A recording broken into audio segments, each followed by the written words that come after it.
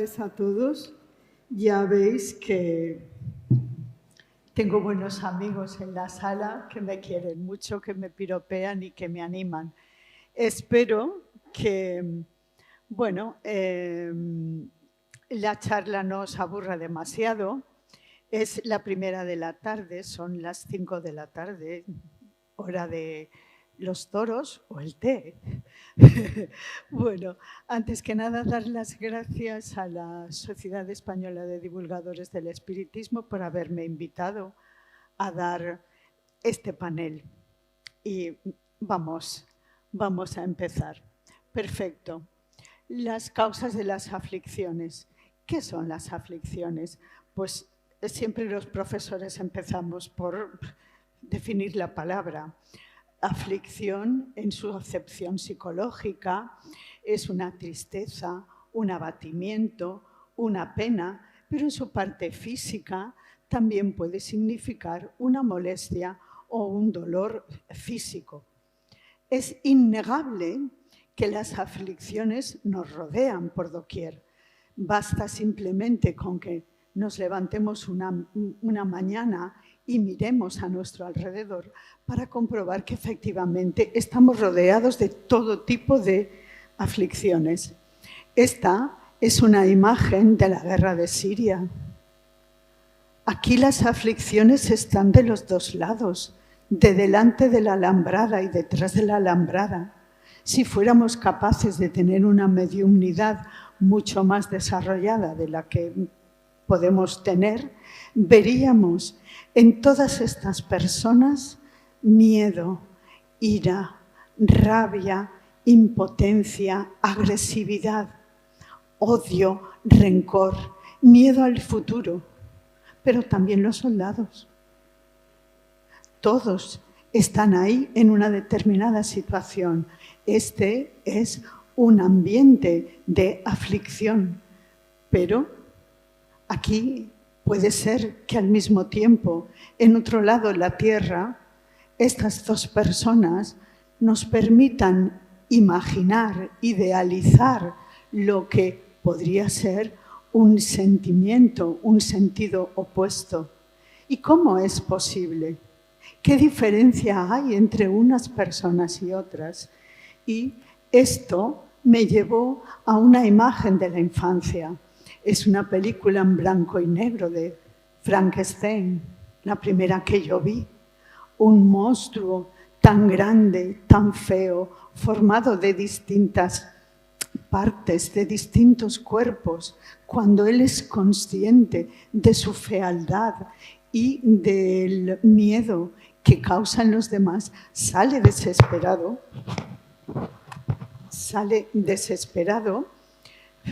arrasando con todo lo que ve, y a su lado lo único que despierta es temor y es miedo, y no se sabe si este hombre va a dedicarse a matar o va a matarse él mismo, y en su locura, en su huir, en su no saber qué hacer, se encuentra con esta niña. Esta niña lo mira con los ojos del alma. Para esta niña es un ser bello, no es diferente de nada, y le regala estas flores. Aquí los dos están teniendo una aflicción y una reacción completamente distinta, cada uno con su forma de sentir o de pensar. Así pues, ¿por qué estas diferencias son tan grandes? ¿Qué hay que pueda permitirnos ver estas diferencias que afectan tanto a unas personas o a otras? Y lo primero que se me ocurre es pensar en Dios. Es la primera pregunta que cualquier persona se haría.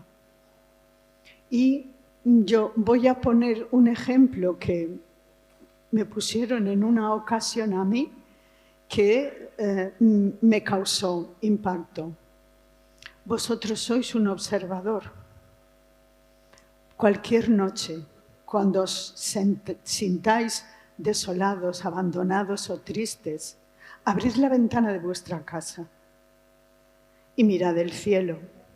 Si vivís en una zona donde no hay contaminación lumínica ni contaminación atmosférica, veréis el cielo estrellado.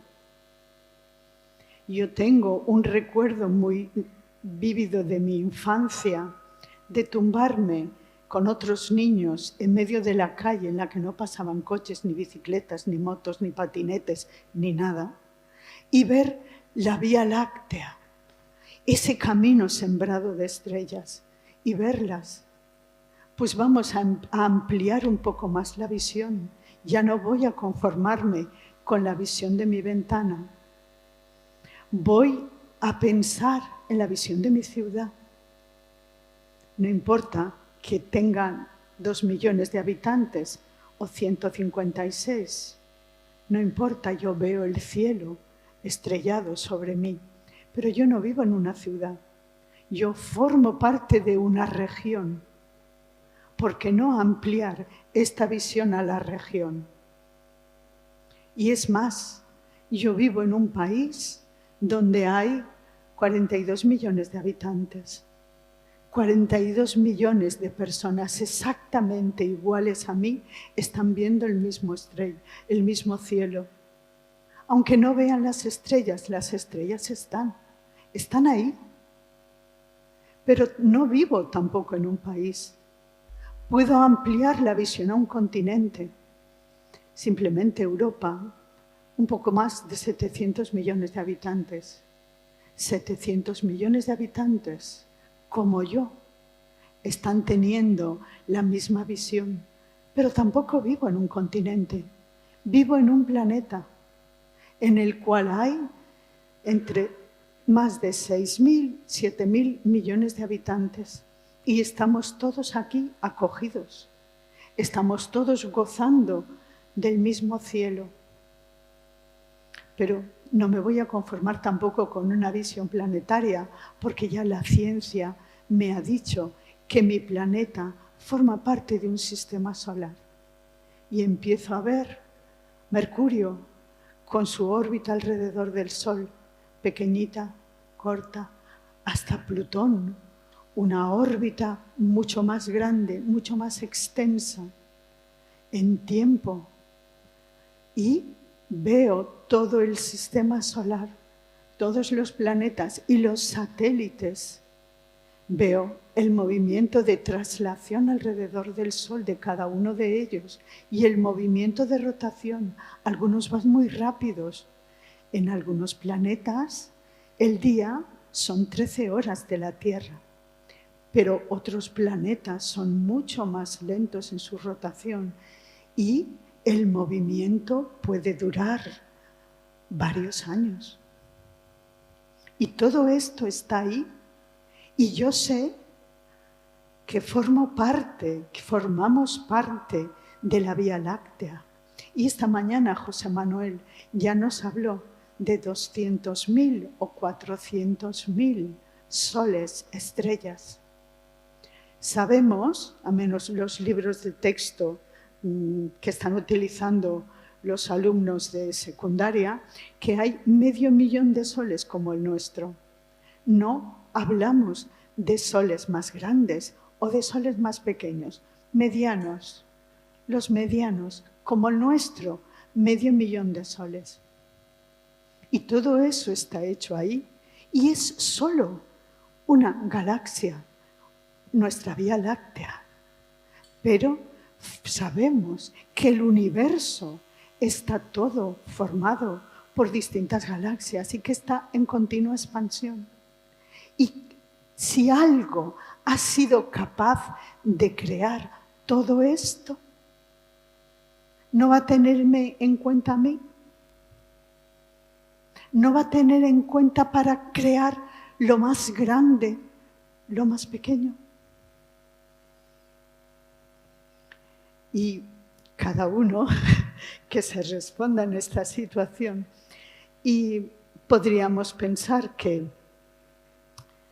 retrotrayéndonos ya un poco, vemos que lo que los seres humanos hemos pensado de Dios o hemos pensado de los dioses, afortunadamente ha ido cambiando a lo largo del tiempo. Al final del Imperio Romano habían más de 33.000 dioses. Un lío tremendo. A ver, ¿con quién te pones en paz? A ver qué norma has contravenido. Pero desde la aparición del cristianismo, la idea del Dios judaico, vengativo, cruel, rencoroso, ha desaparecido. Poco a poco ha ido imponiéndose la idea de un Dios amoroso, un padre que cuida a sus hijos. Pero no, para los espiritistas esto no es suficiente, porque no consideramos que Dios sea un padre. Para nosotros, para los espiritistas, Dios es la inteligencia suprema, la causa primera de todas las cosas. Así pues, no tenemos para nada una idea patriarcal de lo que es Dios. Y le adjudicamos a Dios una serie de atributos: eterno, inmutable, inmaterial, único, omnipotente, soberanamente justo y bueno. Y podríamos decir que Dios es infinito en perfecciones. Estas son algunas de los atributos que nosotros, en nuestra actual percepción de las cosas, podemos percibir, ¿vale? Esto viene en el Evangelio según el Espiritismo. Así pues, si Dios es infinitamente justo y bueno, todas las desigualdades que yo estoy viendo simplemente con tener los ojos abiertos y ser un mirador curioso, tendrían necesariamente que proceder de una fuente soberanamente justa y buena.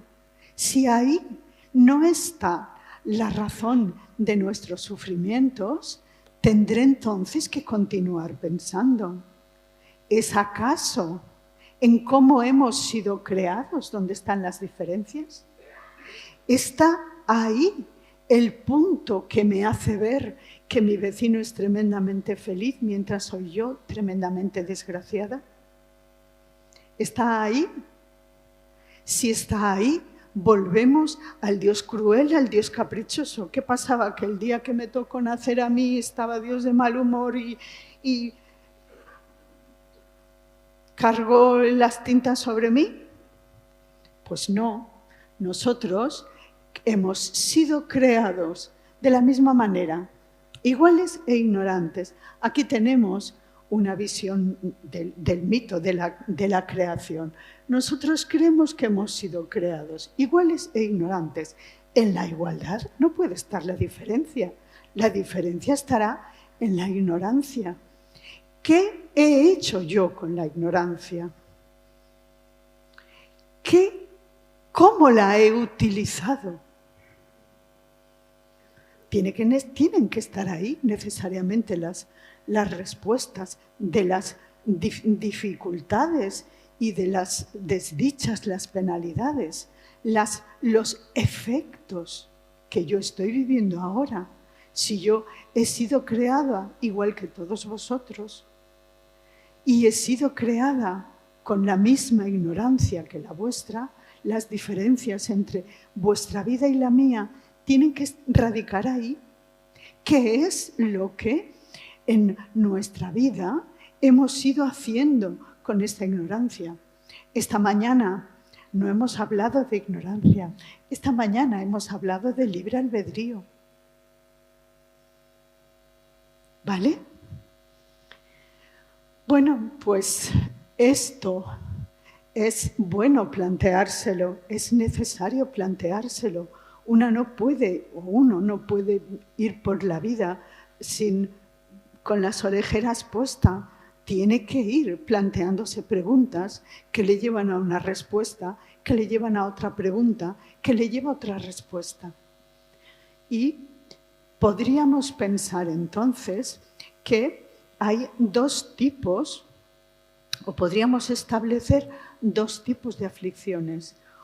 Unas que está a ojos vista, son las consecuencias de mi comportamiento. Pero hay otro tipo de aflicciones para las cuales yo no tengo explicación. ¿Vale? Vamos a ver, pues, las primeras, tanto para las que tengo explicación o tenemos explicación como para las que no tenemos explicación. Está claro que somos los autores de nuestra propia desdicha. Ya nos lo dice el libro del cielo y el infierno. No podemos responsabilizar a nadie más, salvo a el uso que hemos hecho de la ignorancia. Bien, vamos a ver. Entonces, problemas de la vida actual. Ya veis, esta mujer está perfecta en el sofá, pero evidentemente si necesita trabajo no está haciendo lo mejor que puede hacer. Si tiene que estudiar o tiene que cumplir con una serie de obligaciones, no está haciendo lo adecuado. Ahí podríamos hablar de una supuesta ruina económica por pereza. Pero también tenemos ruina económica porque muchas veces las personas queremos acumular, tener. Y si yo gano 100, me gasto 105, pues voy a acabar en la ruina. ¿Vale? O soy un especulador y he pensado que si invierto en Bitcoin, el Bitcoin no sé qué, no sé cuántos, me voy a hacer rico en 2 días. Y luego, no sé lo que pasará en el Bitcoin, pero en fin, todo el mundo conoce a personas que estaban en la opulencia y de repente, por una mala gestión, han caído en la ruina. El otro señor es un señor que no está cuidando de su salud.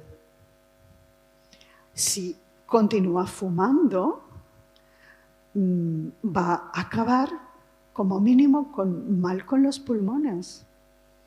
Una persona que desde los 22 años fuma 3 cajetillas diarias de tabaco no puede esperar tener a los 65, a los 70, unos pulmones de atleta. Los tiene que tener llenos de nicotina. Ahí mi enfermedad con las bombonas de oxígeno, etcétera, etcétera, la he ido yo con mi conducta potenciando.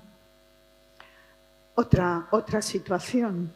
Padres que los ves disgustados, los ves tristes, porque cuando sus hijos eran pequeños no han sabido dirigirlos y conducirnos en la dirección adecuada, con razonamientos, con explicaciones, con negativas. Cuando son pequeños, cuando son mayores, no esperes que si tú has permitido que tus hijos manifiesten la ira con violencia, no esperes que a los 25 años esos chicos hayan aprendido otra cosa nada más que a expresar la violencia. Y otra más. Aquí tenemos a un señor que está jugando su dinero. La ludopatía conduce a la ruina económica. Pero esto no llega al primer día. Tenemos también otra copa. Esto no aparece una adicción en un solo día o en una semana o en un mes. Es una continua conducta en el mismo sentido de todas las cosas. No nos puede extrañar. ¿Qué hace entonces en estos casos la ley de los hombres? Pues si repasamos un poquito la historia, vemos que el primer código que tenemos es el código de Hammurabi. Es un código durísimo, pero ¿cómo tendría que ser cuando ese código se pensó? Ahora siempre surge el delito y después, por ejemplo, la informática, ¿no? Delitos informáticos. Antes de que no hubiera informática, no habían delitos informáticos. La sociedad un poco va detrás. Las leyes humanas, aunque cada vez son mejores, siguen siendo imperfectas. Siguen siendo imperfectas. Así, pues, una ley humana permitiría y permite, como lo sabemos todos, a este individuo, a esta persona, es libre para quedarse completamente en la ruina, no solo la suya, si es un padre de familia, arrastrará a su mujer y a sus hijos. Y la ley humana permite que este hombre se convierta en un adicto al alcohol o adicto a otra cosa. Mientras solo afecte al individuo, pues la ley humana va permitiendo. Solo empieza la ley humana a castigar cuando el comportamiento afecta a una gran cantidad de personas, a la masa de la sociedad. El robo. Pero no sucede esto con la ley divina. La ley divina no deja ningún comportamiento inadecuado nuestro sin ser tenido en cuenta y sin ser evaluado. No lo deja. Puede que la ley humana seguramente no me castigue, pero la ley divina sí, porque yo, en el caso de que fuera un cabeza de familia, este señor va a arruinar a sus hijos, va a quedarse sin casa, van a pasar una serie de penalidades que él es el responsable y su comportamiento afecta a unas determinadas personas. Si es el alcohol, pensemos en las conductas violentas que produce el alcohol. Él es libre. Estos días ha aparecido en las noticias que están pensando que cuando las personas tengan este tipo de conductas, cuando ya han sido avisados de las consecuencias que van a tener, que sean ellos los que paguen el tratamiento de su sanidad. Está empezando a hablarse. Nosotros no necesitamos esto. Sabemos que la ley divina va a tener en cuenta toda mi conducta acertada o errónea que afecta a los demás. ¿Vale? Y vamos con el siguiente tipo de aflicciones, de penalidades, que de ninguna manera podemos pensar que aparecen en la propia vida. Estas son dos ejemplos. Podríamos también poner el ejemplo de la isla de La Palma. Una isla maravillosa, preciosa, y el volcán se pone en marcha. Y el volcán está arrasando lo que tenga que arrasar. Aquí tenemos lo mismo, el tsunami. Nadie ha previsto que tengamos un tsunami, que uno pueda sufrir un tsunami. Y estos dos niños son gemelos. Han nacido en el mismo momento, del mismo padre y de la misma madre. ¿Por qué uno nace sano y por qué otro nace con enfermedad? Y podríamos continuar hablando de las muertes.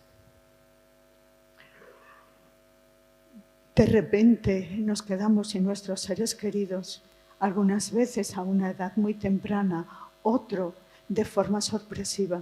Esto solo se explica si consideramos que tenemos un número de vidas. Porque evidentemente, si solo consideramos que tenemos una vida, aquí y aquí hay injusticia. No hay un reparto equitativo de las cosas. ¿Dónde estoy viviendo que a mí se me da esto? ¿Por qué yo, al minuto de nacer, tengo que nacer con una deformidad, con una enfermedad genética, etcétera, etcétera? No es posible si volvemos a pensar en la justicia y en la bondad, en el origen, en lo que nosotros hemos hecho de nuestra ignorancia y en la necesidad que tenemos. Este es nuestro origen, nuestra finalidad es la perfección y por en medio cada uno de nosotros va tomando las decisiones que puede, que quiere, que sabe, en función de la época y en función de su nivel de consciencia, de su conciencia, lo que le permite o no le permite hacer. Esto es lo que nos diferencia. Esto es lo único que podría explicarnos estas cosas. Necesariamente tenemos que recurrir a la reencarnación para explicar todas estas cosas. En algún momento de mi existencia, lo que hoy se llama Pilar ha vivido y ha tenido un comportamiento X. Recordemos al hombre que está jugándose el dinero y la alimentación de sus hijos y el piso por esta ludopatía. Pues si este hombre no ha sabido hacer buen uso de su riqueza, esto, para llegar a la perfección, tendrá que aprender. Como profesora, cuando un alumno no sabe sumar, le pongo sumas y le explico las sumas cómo se hace. Si sabe sumar, no necesito ponerle sumas. Si yo ya he aprendido a manejar la riqueza, esa prueba a lo mejor no la tendré que pasar. Pero, ¿y la envidia? ¿Y los celos? ¿Y el no matar? Pero no me sirve el no matar con un puñal o no matar con... Hay muchas formas de no matar. Hay muchas capas debajo de cada uno de los comportamientos que tenemos de forma habitual que aún tenemos que aprender. ¿Vale? Y a ver si... Vale. Exacto, perfecto. Y para eso el mundo espiritual nos prepara una vida. Irene Pina nos puso el otro día el ejemplo de esta doble visión del caminante o de la hormiguita que va por el sendero a ras de suelo y del que lo ve con la perspectiva. Cada vida que viene a la Tierra, y me imagino que también en otros lugares, está proyectada al milímetro. ¿Qué tiene que aprender esta alma? ¿Sumas o ya puede pasar a las multiplicaciones? ¿Qué tiene que aprender mejor? Y ahí se nos organiza la vida y se nos proyecta la vida, porque somos nosotros los ejecutores, los autores de nuestra felicidad y nuestra desdicha. No hay nadie más, no hay nadie más. En el capítulo 7 del cielo y el infierno, en el Código Penal de la vida futura, se nos habla de 3 fases. La primera fase sería el arrepentimiento. La segunda fase sería la expiación. Y la tercera sería la reparación. Vamos a ver en estas 3 fases cómo podemos ir gestionándolas. Algunas veces las podemos reconocer, pero otras veces no las podemos reconocer. Así pues, para llegar a la perfección, que es nuestra meta, tenemos que ir perfeccionándonos. Y la pureza muchas veces es una pureza de matiz. Y para la pureza de matiz necesitamos un plan de vida, un equilibrio muy puro para llevarlo a cabo. Pero, vale, estamos aquí en la Tierra. ¿Cómo respondemos nosotros para aprender lo que necesitamos aprender? No soy psicóloga, ¿vale? Y lo que vais a ver ahora es simplemente fruto de mi observación y de mi propia experiencia. Para nada son cosas que la ciencia de la psicología admite. Es psicología pedestre, pero nos puede servir. La primera posibilidad sería la sumisión. Esta es una respuesta pasiva. Es la respuesta clásica de la doctrina católica. Dios lo ha querido así, lo tienes que aceptar, tiene que pasar por ti. Una persona sumisa no aprende, salvo la sumisión. Y esta sumisión la puede llevar a otras parcelas de la vida. El siguiente sería el rechazo. Esta es una palabra que yo le oí a Fidel Delgado, quejorrea, queja, ruido, vacío, me quejo, no soluciono nada, no tengo ningún argumento ni ninguna respuesta para cambiar mi situación. Simplemente es una queja. Y esta queja continua me impide hacer autocrítica para, vale, no quiero vivir esta situación, ¿cómo puedo salir de ella? ¿Cómo puedo remediarla? Es lo que yo llamo, y que muchos de vosotros habéis experimentado, va llenando el cubo, la persona, el cubo de basura, de queja, de ruido, y encuentra a otra y se lo lanza en el sentido que la ve, mira y tal y cual, y se queda tan tranquila, ha vaciado su cubo de basura, pero no ha solucionado nada.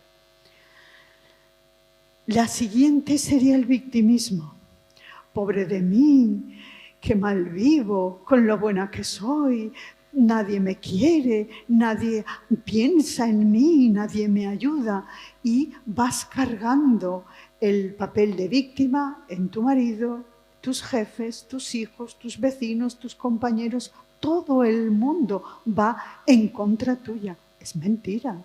Eres tú, con tu propio pensamiento, la que quieres dirigir el comportamiento de los demás. Y en la medida en que los demás hacen lo que consideran que tienen que hacer, tú te ves agraviada. Ahí hay una manipulación oscura y cruel del comportamiento de los demás. Los demás te dan lo que pueden darte o lo que creen que deben de darte. Eres tú la que está presuponiendo un papel de los demás. La siguiente de rechazo sería la injusticia. Muchas personas me mandan WhatsApps, fíjate lo que ha pasado, no hay justicia, y luego dices que Dios existe. Si Dios existiera, vendría y esto lo arreglaría. Efectivamente, este dibujo refleja la situación en el planeta Tierra, donde más del 90% de la riqueza está en manos de 20 personas o 20 familias. Pero volvemos a lo mismo. Uno de los atributos de Dios es la soberanía y la justicia. Por lo tanto, esto tiene que ser así. El otro, estos ejemplos anteriores, lo único que hacen es agravar tu situación, porque además de tener que pasarla, tienes tu propio malestar, tu estrés, tu mal humor, y sabemos hoy, gracias a la física cuántica, que nuestros sentimientos y nuestros pensamientos afectan a nuestra salud. Podemos estar autogenerándonos una enfermedad. Esto nuestros padres no lo sabían, nosotros sí, cuidémonos. Y por último, la aceptación. ¿Este problema es evitable? Voy a tratar de evitarlo. ¿Este problema es inevitable? ¿Cómo me puedo enfrentar a él? ¿Necesito ayuda externa? ¿Necesito que un psicólogo me ayude a encontrar una vía, un camino? Pues no hay ningún problema. ¿Necesito que alguien venga a mi casa porque el trabajo físico a mí me supera? Pues en la medida que tu economía te lo permita, no hay ningún problema. ¿Qué puedo aprender de esta situación? ¿Qué viene a enseñarme a mi vida? ¿Qué cosas han pasado el año o los 2 años anteriores antes de que este problema apareciera? ¿Cómo vivía yo? ¿Qué pensamientos eran los dominantes? ¿Qué puedo aprender de aquí? Y esta, para mí, es una respuesta positiva. Y muy rápido, lo del olvido del pasado. Creía que tenía poco rollo, pero mira, pues el olvido del pasado, podemos pensar, si los hombres aprendemos con la experiencia, es un fallo el olvido del pasado. Pero yo simplemente os voy a poner, dado la premura del tiempo, en una situación. Para mí, hoy, lo más penoso que pueda existir es un pederasta. Trabajo con niños. Pensar eso es algo que me conmueve por dentro. Si yo no hubiera olvidado el pasado y yo en algún momento de mi vida hubiera tenido este comportamiento o un asesinato o una persona que se ha dedicado a torturar, todas estas conductas que hoy, con mi actual conciencia, a mí me repugnan y yo me tuviera que encontrar con la persona con la que he abusado o la persona a la que he torturado, yo no sería capaz de tener un comportamiento ni educado ni ecuánime. O me hundiría en la más absoluta miseria o me iría a la otra parte de la humanidad. Yo no sería capaz de arreglar esto. Pero pongámonos en el otro papel. Soy yo la que ha padecido esta situación. ¿Seré capaz de mirar a esta persona como realmente es? Como un alma, como yo, en proceso de aprendizaje.